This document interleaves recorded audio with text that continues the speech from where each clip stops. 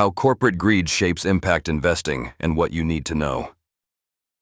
Learn how corporate greed affects impact investing with insights on pharmaceutical profits, government conspiracy, and the truth behind ethical funds. Corporate greed and its impact on investing, what you should know.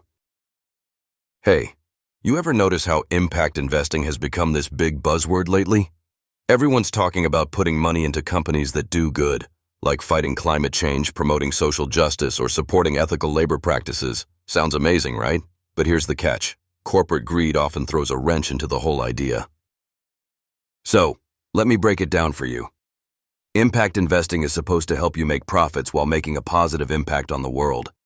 But some corporations, well, they're just motivated by boosting their bottom line, period. Sometimes that means they're greenwashing or pretending to be socially responsible. But actually, they're just chasing massive profits at anyone's expense. Take the pharmaceutical industry, for instance. People often bring up pharmaceutical profits as a perfect example. On the surface, they're developing life-saving drugs and vaccines, no question. But behind the scenes, these companies sometimes prioritize profits in ways that end up hurting everyday people. Price gouging on essential medicines or aggressively pushing products that might not even be necessary. Big problem. Even in impact investing, you'll find mutual funds or ETFs that claim to focus on ethical companies. But if you look closer, some include businesses with questionable track records. It's a tricky landscape because there isn't always a strict definition or regulation for what impact means. Some funds may take in investments from companies with ties to government conspiracy theories or questionable lobbying, muddying the waters. And then there's the whole thing about untrue allegations.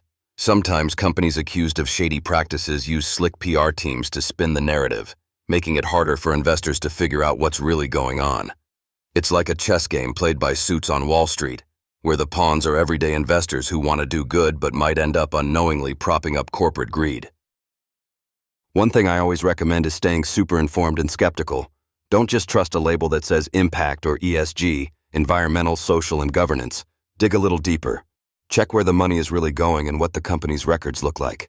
Transparency matters, but sadly it's often in short supply. Of course, not all corporations are villains here. Plenty of companies genuinely try to balance profit with purpose. But the tension between making money and making a difference is real, and it complicates the whole idea of impact investing. On a lighter note, if you're into stories where hidden agendas and corporate backdoors come into play, I've got a recommendation for you. The Ultimate Frame by Andrew M. Semple is a thriller that captures the tangled web of technology, power, and secrets, perfect for fans of high-stakes drama and sharp social commentary. Discover this thrilling novel today and get hooked on a story where every character's move could change the game. Seriously, check it out at https://bookauthor.com. So to sum up, when it comes to corporate greed and impact investing, a healthy dose of skepticism is key.